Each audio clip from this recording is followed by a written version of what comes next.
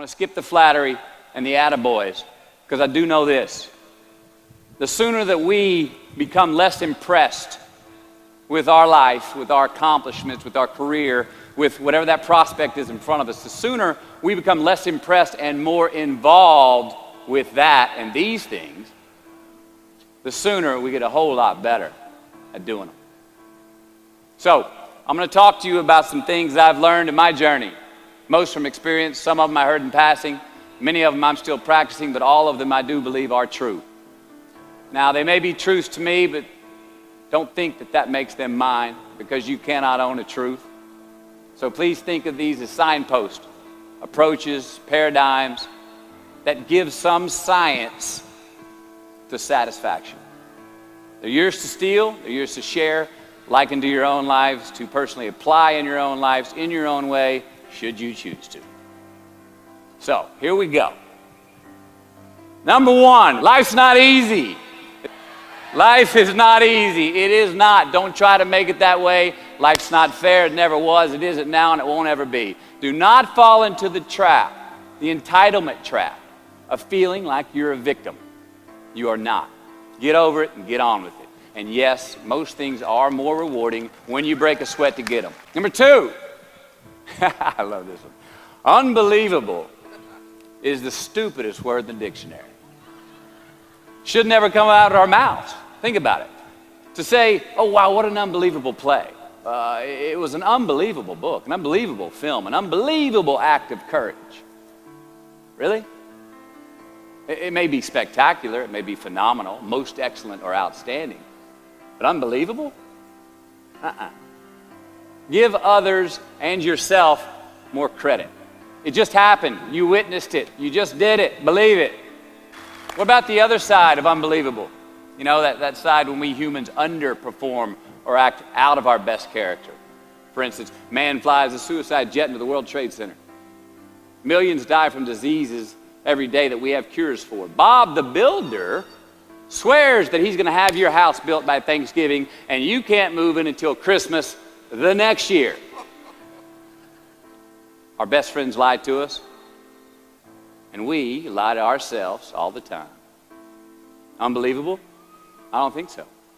Again, it just happens, and it happens every day. Nothing that we Homo sapien earthlings do is unbelievable. And if there's one thing you can depend on people being, it's people. So we shouldn't be surprised. We, us, are the trickiest mammals walking the planet.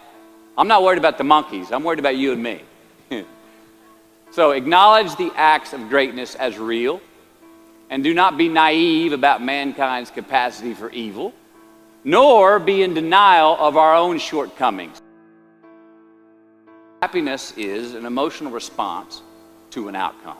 If I win, I will be happy. If I don't, I won't. It's an if-then, cause and effect, quid pro quo standard that we cannot sustain because we immediately raise it every time we attain it. You see, happiness demands a certain outcome. It is result reliant. And I say if happiness is what you're after, then you're going to be let down frequently and you're going to be unhappy much of your time. Joy, though, joy is a different thing. It's something else. Joy is not a choice. It's not a response to some result. It's a constant. Joy is the feeling that we have from doing what we are fashioned to do, no matter the outcome. Now, personally, as an actor, I started enjoying my work and literally being more happy when I stopped trying to make the daily labor a means to a certain end. For example, I need this film to be a box office success. You know, I need my performance to be acknowledged. I need the respect of my peers. All those are reasonable aspirations, but the truth is, as soon as the work, the daily making of the movie, the doing of the deed became the reward in itself for me, I got more box office, more accolades and respect than I ever had before. See, joy is always in process. It's under construction. It is in constant approach, alive and well in the doing of what we're fashioned to do and enjoying it. Number 4, define success for yourself. Define success for yourself. Now check this out. I'm in south of New Orleans a few years ago, and I went to a voodoo shop. And they had this wooden partition against the wall with these columns. And in these columns were all these vials of these magic potions, right?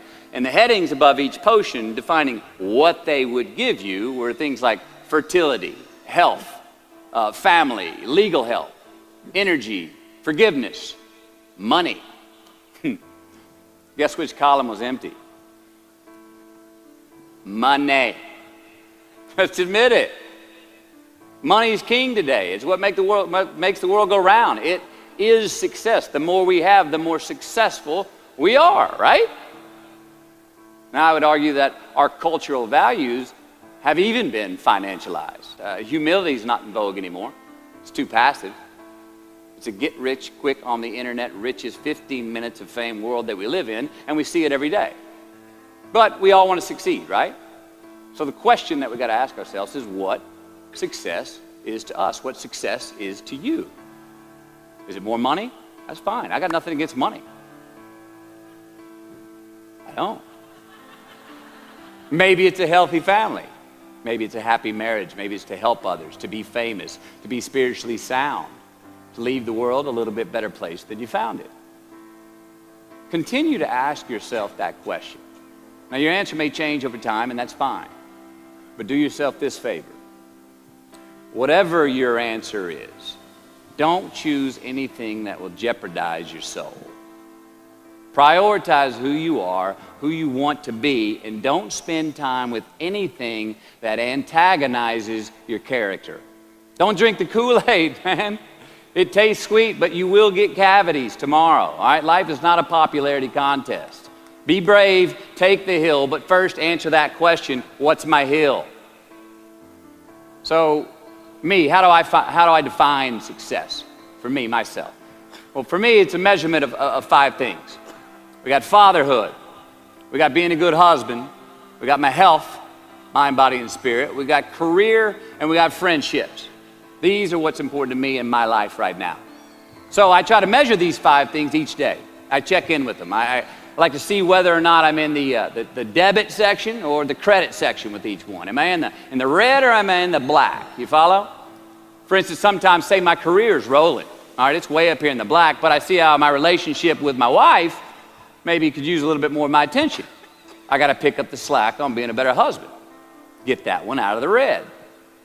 Or say my spiritual health could use some maintenance. It's down here, but hey, man, my friendships and my social life, they're in high gear, right? I got to recalibrate. Checks and balances. I got to go to church. Remember to say thank you more often, something. But I got to take the tally because I want to keep all 5 in healthy shape. And I know that if I don't take care of them, if I don't keep up maintenance on them, one of them is going to get weak, man. It's going to dip too deep into the debit section. It's going to go bankrupt. It's going to get sick, die even.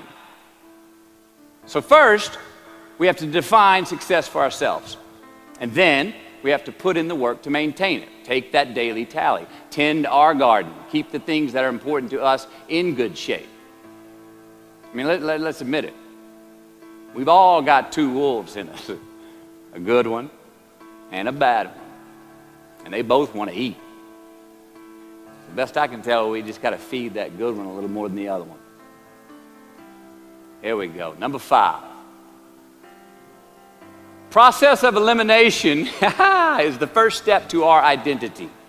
AKA, where you are not is as important as where you are. All right, 1992, I got my first job as an actor. 3 lines, 3 days work in a film called Dazed and Confused. All right. All right, all right, all right. There we go. So this director of that film, Richard Linklater, he kept inviting me back to set each night, putting me in more scenes, which led to more lines, all of which I happily said yes to. I mean, I'm having a blast. People are telling me I'm good at what I'm doing, and they're writing me a check for $325 a day. I mean, hell yeah, give me more scenes. I love what I'm doing. Well, by the end of the shoot, by the end of the film, those 3 lines had turned into over 3 weeks' work, And it was mine. It was Wooderson's 1970 Chevelle that we went to go get Aerosmith tickets in, man. Yeah, it was badass. Well, a few years ago, I'm watching this film again, and I noticed two scenes that I really shouldn't have been in. In one of these scenes, my character Wooderson, I exit screen left to head somewhere, and then I re-enter the screen and to double check if any of the other characters wanted to go with me. Now, in rewatching the film, and you'll agree if you know Wooderson, Wooderson's not a guy who would ever say, later, and then come back to see if you were sure you didn't want to go. Now, when Wooderson leaves, Wooderson is gone. He does not stutter, step, flinch, rewind, ask twice, or solicit. You know what I'm talking about. Wooderson has better things to do, like liking those high school girls, man, because I get older and they stay the same age. My point is, I should not have been in that scene. Shouldn't have come back. Should have exited screen left and never come back. But back then, making my first film, getting invited back to the set, cashing that check and having a ball, I wanted more screen time. I wanted to be in the scene longer and more and come back into the scene, right? But I shouldn't have been there. Wooderson shouldn't have been there. It is just as important where we are not as it is where we are. Look, the first step that leads to our identity in life is usually not, I know who I am, I know who I am. That's not the first step. The first step's usually, I know who I am not. Process of elimination. Defining ourselves by what we are not is the first step that leads us to really knowing who we are. You know that group of friends that you hang out with that really might not bring out the best in you? You know, they gossip too much, or they're kind of shady. They really aren't going to be there for you in a pinch. Or how about that bar that we keep going to that we always seem to have the worst hangover from? Or that computer screen, right? That computer screen that keeps giving us an excuse not to get out of the house and engage with the world and get some real human interaction. Or how about that food that we keep eating, the stuff that tastes so good going down, it makes us feel like crap the next week, when we feel lethargic and we keep putting on weight? Well, those people, those places, those things, stop giving them your time and energy. Just don't go there. I mean, put them down. And when you do this, when you do put them down, when you quit going there, and you quit giving them your time, you inadvertently find yourself spending more time and in more places that are healthy for you, that bring you more joy. Why? Because you just eliminated the who's, the where's, the what's, and the when's that were keeping you from your identity. Like, trust me, too many options, I promise you this, too many options will make a tyrant of us all. All right, so get rid of the excess, the wasted time. Decrease your options. And if you do this, you will have accidentally, almost innocently, put in front of you what is important to you by process of elimination. Knowing who we are is hard. It's hard. So give yourself a break. Eliminate who you are not first, and you're going to find yourself where you need to be. Number 6, don't leave crumbs. And the beauty of delayed gratification. So what are crumbs? Well, the crumbs I'm talking about are the choices that we make that make us have to look over our shoulder in the future. You didn't pay that guy back the money that you owed him, and tonight you just saw him 3 rows behind you. Shit. You slept around on your spouse, and you just found out that tomorrow she and the lady you're having an affair with are going to be at the same PTA meeting. Shit again. You drank too much last night. You're too hungover to drive your son to his 8 a.m. Saturday morning baseball practice. These are the crumbs. They come in the form of regret, guilt, and remorse. You leave crumbs today, they will cause you more stress tomorrow. And they disallow you from creating a customized future in which you do not have to look over your shoulder. So let's flip the script.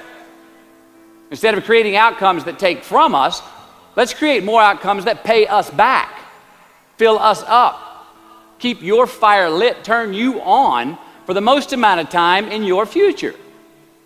These are the choices I'm talking about. And this is the beauty of delayed gratification.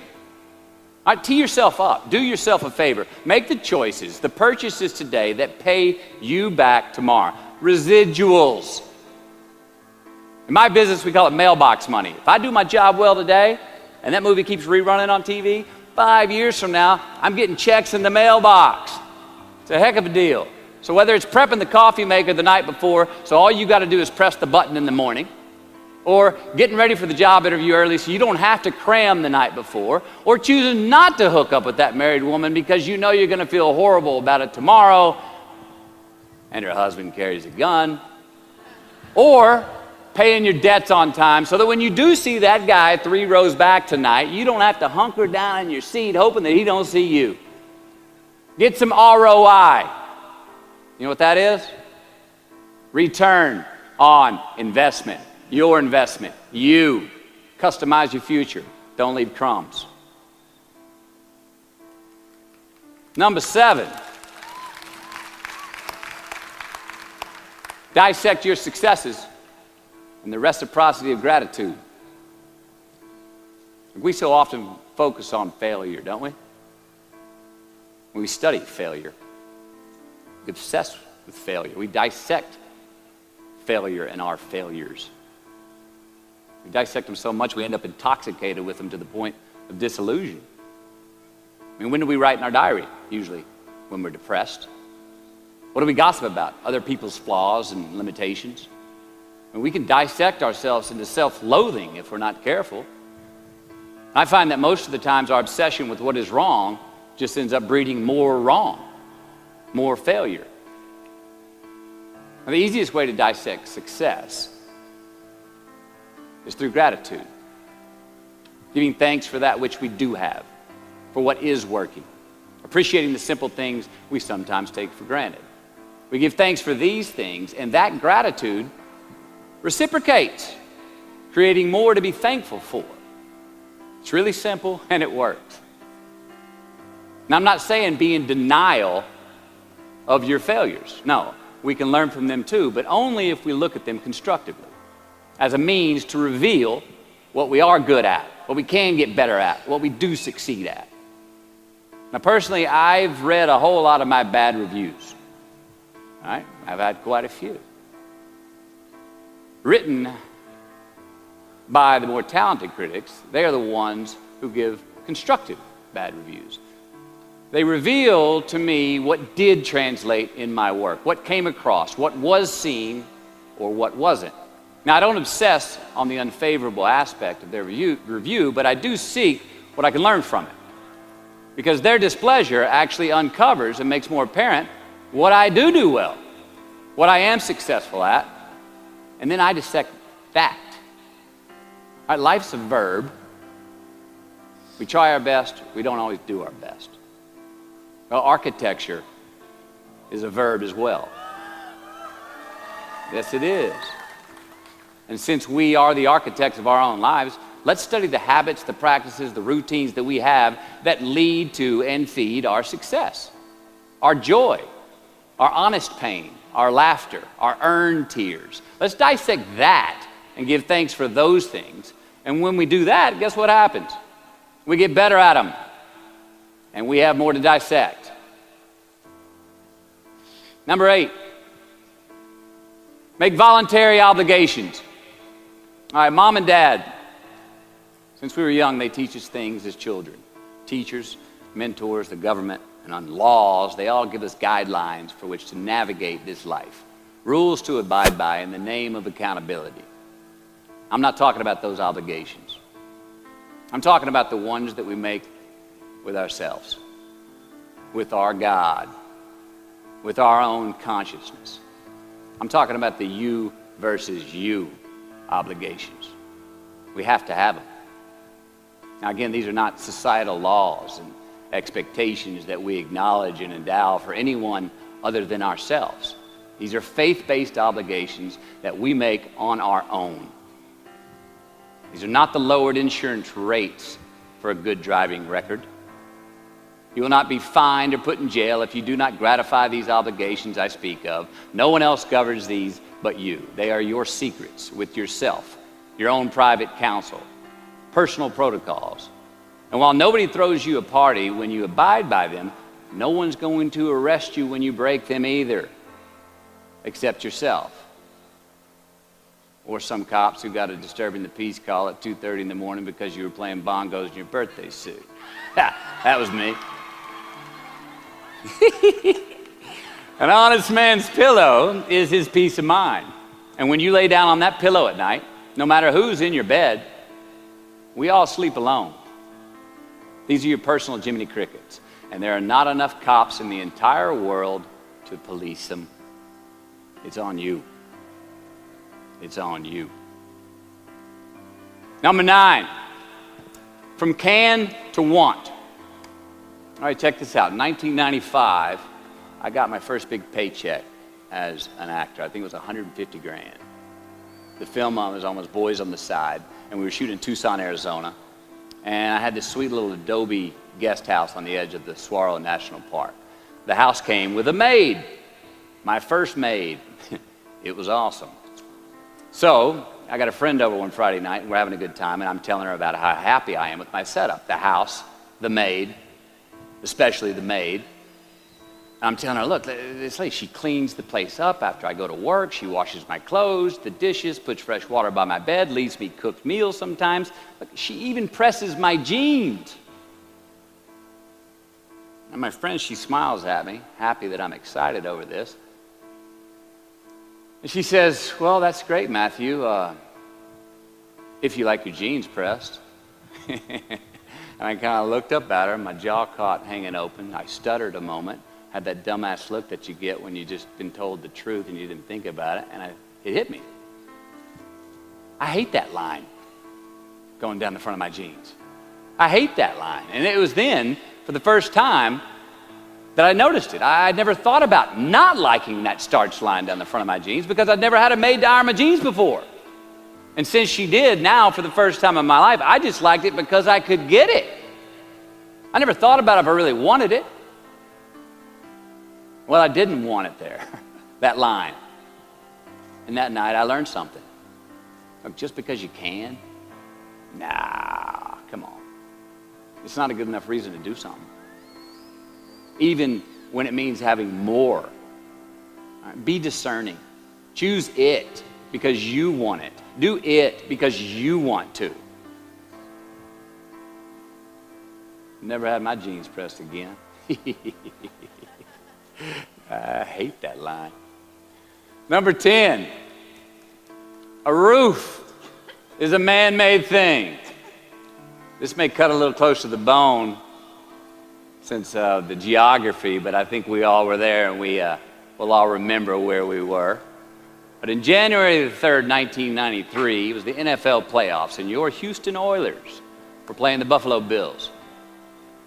The Oilers were up 28-3 at halftime, 35-3 early in the third. Frank Reich and the Bills come back to win 41-38 in overtime for one of the greatest comebacks in NFL history. Yeah, the Bills won, but they didn't really beat the Oilers. The Oilers lost that game. They beat themselves. Y'all remember that, huh? Why? Why'd they beat themselves? Or how? Was it because at halftime they put a ceiling, a roof, a limit on their belief in themselves, aka the prevent defense? Or maybe they started thinking about the next opponent in the playoffs at halftime. I mean, they were up. Then they came out and played on their heels, lost the mental edge the entire second half, and voila, they lost. In a mere 2 quarters, defensive coordinator Jim Eddy went from being called the defensive coordinator of the year and the man first in line to be a head coach next year to a man without a job in the NFL. You ever choked? Nobody has ever choked? I have. You know what I'm talking about, fumbling at the goal line, stuck your foot in your mouth once you got to the microphone, had a brain freeze on the exam that you were totally prepared for. Forgot the punchline to a joke in front of 4,000 graduating students at the University of Houston commencement. Or maybe you've had that feeling of, oh my God, life just cannot get any better than this moment. And ask yourself, do I deserve this? Now what happens when we get that feeling? We tense up. We have this sort of outer body experience where we are literally seeing ourselves in the third person. And we realize that the moment just got bigger than us. You ever felt that way? I have. And it's because we have created a fictitious ceiling, a roof, to our expectations of ourselves. A limit where we think it's all too good to be true. But it's not. And it's not our right to say or believe it is. We shouldn't create these restrictions on ourselves. A blue ribbon, a statue, a score, a great idea, the love of our life, a euphoric bliss. Who are we to think that we don't deserve or haven't earned these gifts when we get them? It's not our right. But if we stay in process, all right, within ourselves, in the joy of the doing, we will never choke at the finish line. Why?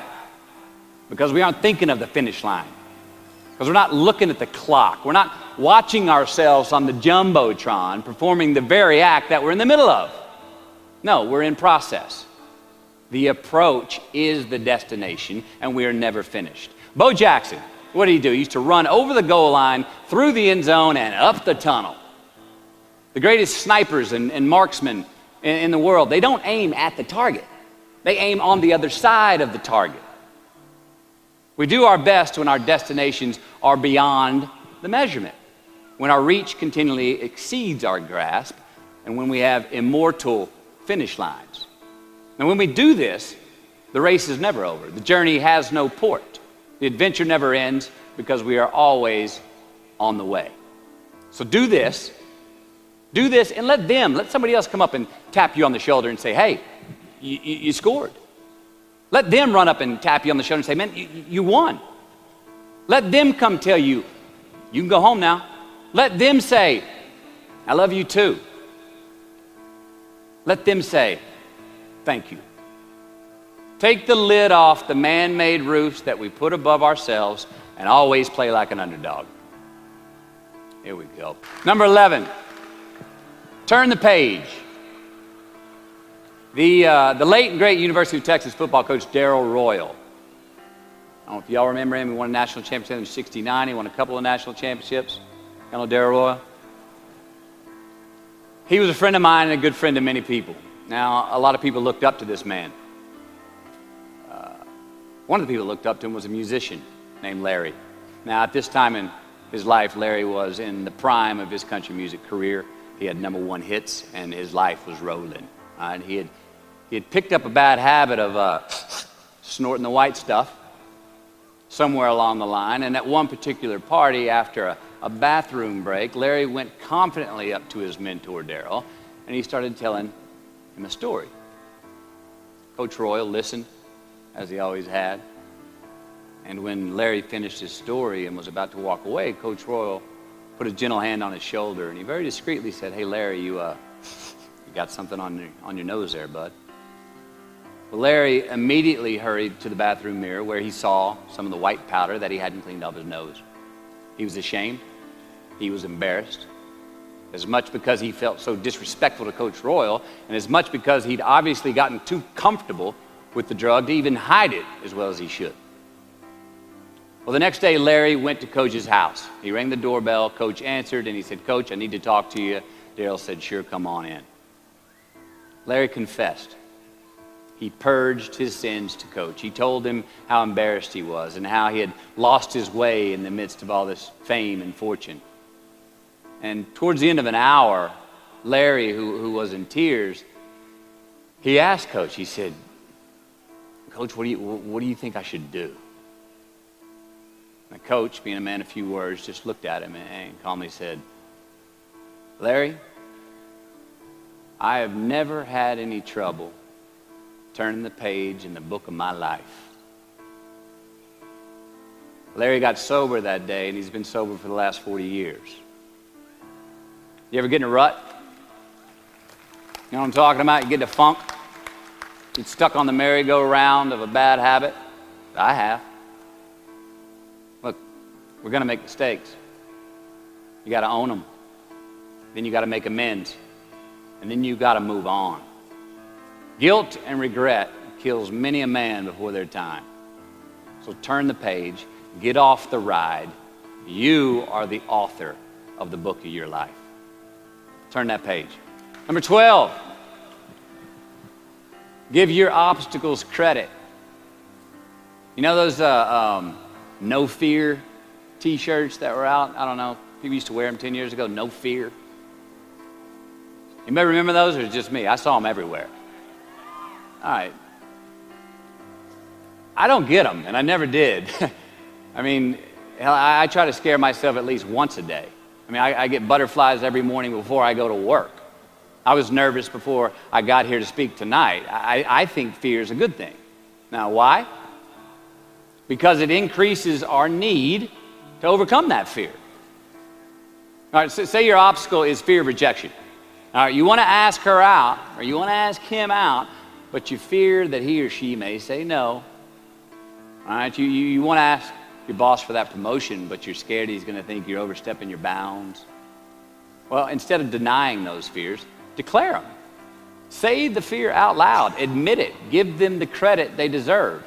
Don't get all macho and act like they're no big deal. And don't get paralyzed by denying that they exist and therefore abandoning your need to overcome them. I mean, I'd even subscribe to the belief that we're all destined to have to do the thing that we fear the most anyway, at some point. So give your obstacles credit, and you will, 1, find the courage to overcome them, or you will, 2, see more clearly that they're not really worth prevailing over. So be brave, have courage, and when you do, you get stronger, you get more aware, you get more respectful of yourself and that which you fear. Number 13. So how do we know when we cross the truth? 13. Someone was asking, why did I pick 13? That's an unlucky number. Well, I don't know when 13 got the bad rap and became the mongrel of numerology. It's never done me wrong, 13. In fact, 13 has been a pretty lucky number for me, and I want to tell you how. I've always taken these 21-day trips by myself to far-off places where I usually don't know the language and nobody knows my name. They're adventures, one, but they're also a purge. All right, they're a cleanse for me. They're like a 21-day fast from attention, from all the things I have in my well-appointed life. They're a check out so I can check in with me, see how I'm doing, be forced to be my own and my only company, to have a look in my mirror. And we all know what can happen when we do that. Sometimes we do not like what we see.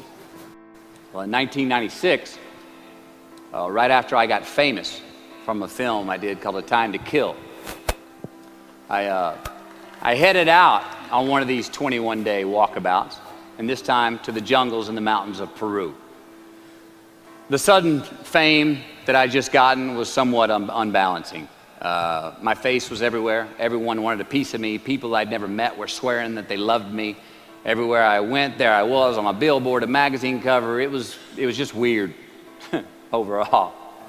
You know, I was asking myself, what's the reality in this and what's the bullshit? Did I deserve all this? These were all questions I was asking myself. Well, who was I was another. Now, there's always an initiation period with these trips, an amount of time that it takes for the place to initiate the traveler, the time it takes to disconnect from the world we just left and become completely present in the one we are traveling in. Now, for me, that initiation period usually lasts about 13 days. 13 hellish days until I am out of my own way. Well, it was the night of the 12th day of my 21-day trip. I'm settling into camp. I'd already hiked 80 miles to this point, and I had a 3-day trek ahead of me to Machu Picchu. And I was full-on sick of myself, wrestling with the loss of my anonymity. I was guilt-ridden for sins of my past. I had a lot of regret. I was lonely, disgusted with my company. mine. Grappling with these demons on this night, I couldn't sleep. All of these badges and banners and expectations and anxieties that I was carrying with me, I needed to free myself from them. So I stripped down to nothing. I took every moniker that gave me pride and confidence, all the window dressings, the packaging around the product. I discarded them all. I got rid of my lucky and faithful American cap. I stripped off all my talismans from adventures past. I even discarded my late father's gold ring with an M on it that he gave to me. And it was a meltdown of he and my mom's class rings and gold from my mom's teeth. I even got rid of that. I was naked, literally and figuratively. And I got sick. I felt clean. I felt free and light. Along a muddy path on this walk, I turned a corner.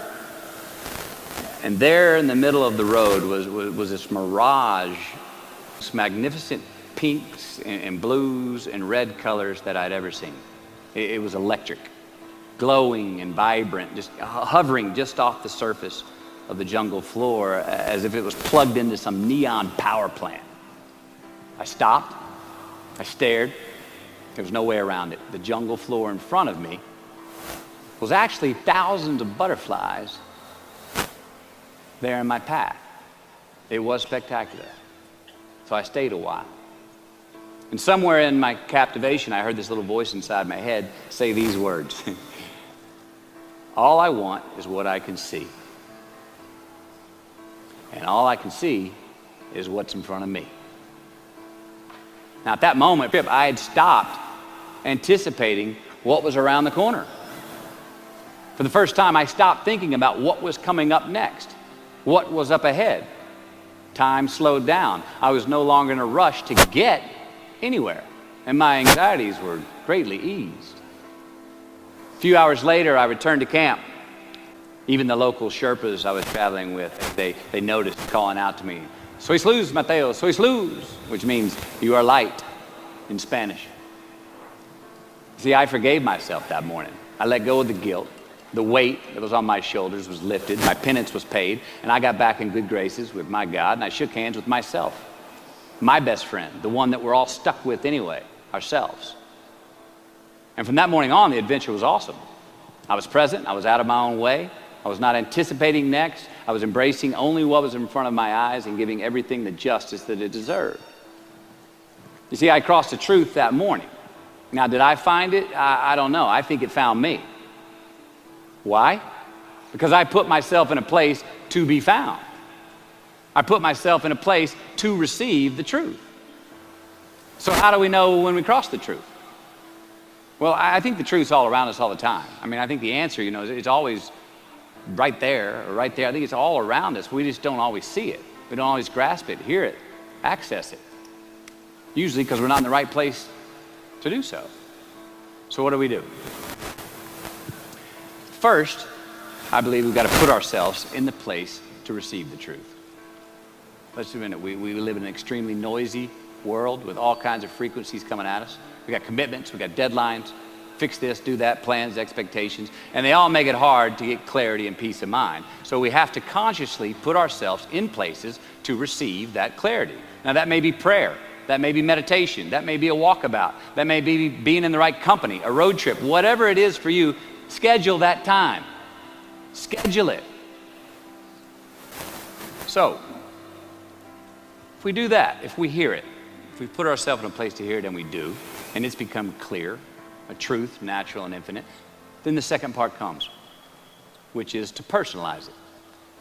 Ask yourself how it works for you, how it applies to you personally, why you need it in your life specifically.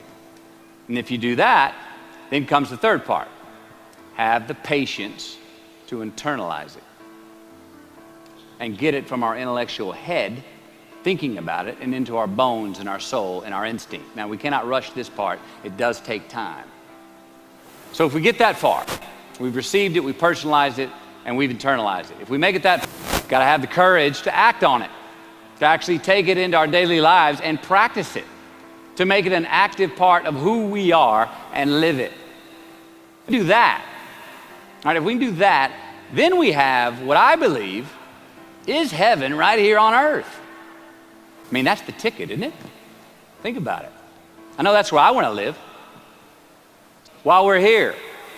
And they're going to run across the Jumbotron. Let's make it a place where we break a sweat, where we believe, where we enjoy the process of succeeding in the places and ways that we are fashioned to, where we don't have to look over our shoulder because we're too busy doing what we're good at, voluntarily keeping our own counsel because we want to, traveling towards immortal finish lines.